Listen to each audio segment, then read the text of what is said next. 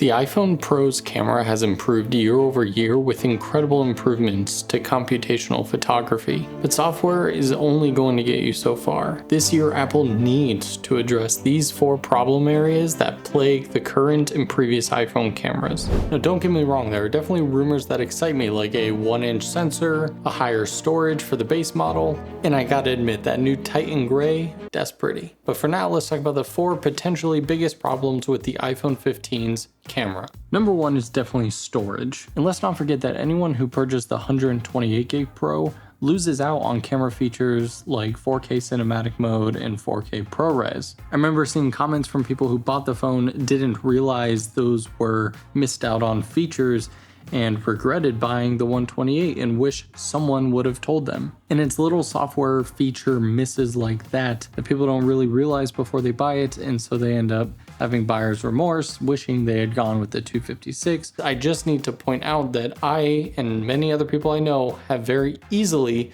filled up a 1 terabyte iPhone. The first time I did it was last year on my trip to Israel.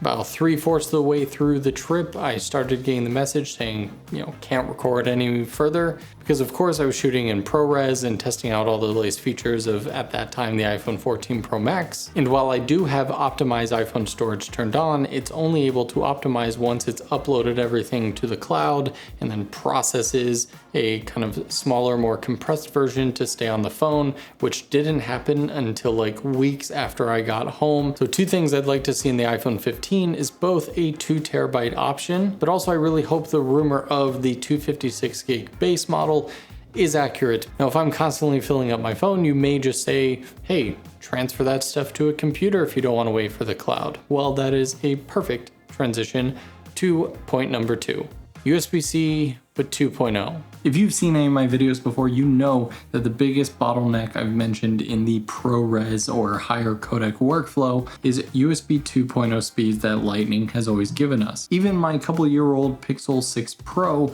has USB Type 3.0, and I can record raw DNG, crazy video files like 5 gigs every 10 seconds or something. I can transfer even those crazy files from this phone to a computer faster than what I can transfer even a couple ProRes files from the iPhone to the computer. And for anyone who comments AirDrop, proof. I literally am transferring 1 ProRes file for this video to the computer. Fail.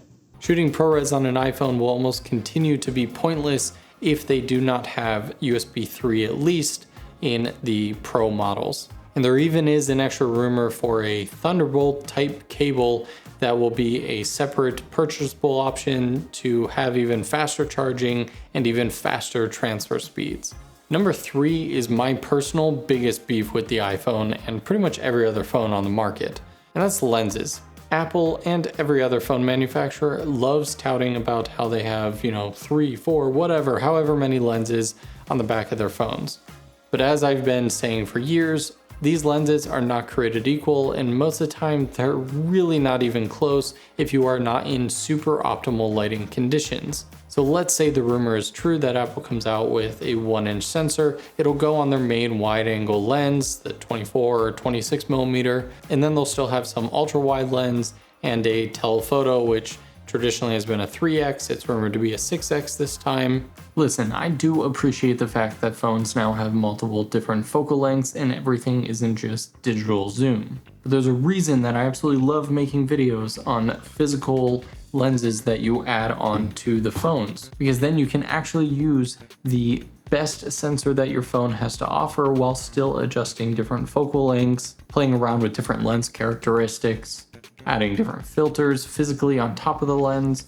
And although it may not be the most convenient thing ever, if you're shooting something where you want a consistent amount of quality, external lenses are your best bet. If you want to see some videos I've done on anamorphics and macro lenses, you can check out a playlist here that I put together for you. Personally, my dream would be to have a single sensor that you can just rotate the lenses to switch the focal lengths out.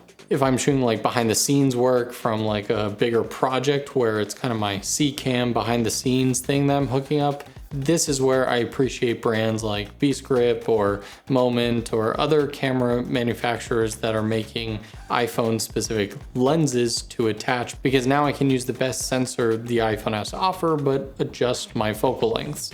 A couple days ago I went to the 𝗦𝗧𝗨𝗙𝗙 concert, and you can just see that in obvious not optimal lighting conditions, the difference between the various lenses is just so different that you end up pretty much just using the one-time regular wide-angle lens for everything, because you want to capture decent dynamic range, low amount of noise levels, and still have things be nice and sharp. But if you're not in the front row or something, you really you don't feel like you're exactly all up in the action, like when you go to the telephoto, where now the focal length looks more lively and you feel like you're in the action a bit more, but it's much grainier, it's softer, and it's just not a really great lens.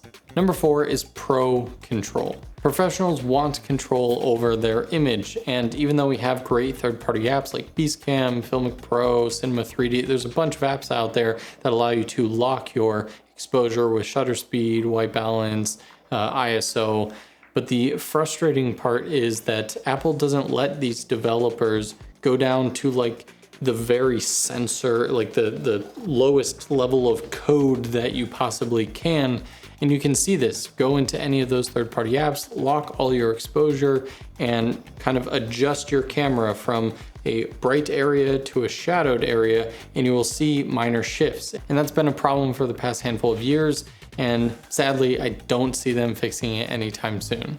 Now, of course, can't forget another problem area is once you do transfer iPhone footage to a computer, most likely you're gonna notice dull colors that just look wrong. And we've all seen people upload this footage to social media, or you send it to friends, family, or you put it into a video editor and it just looks terrible. Well, in this video that I just posted over on my second channel, you can see how to best fix the colors from an iPhone in any editor. Go check that one out.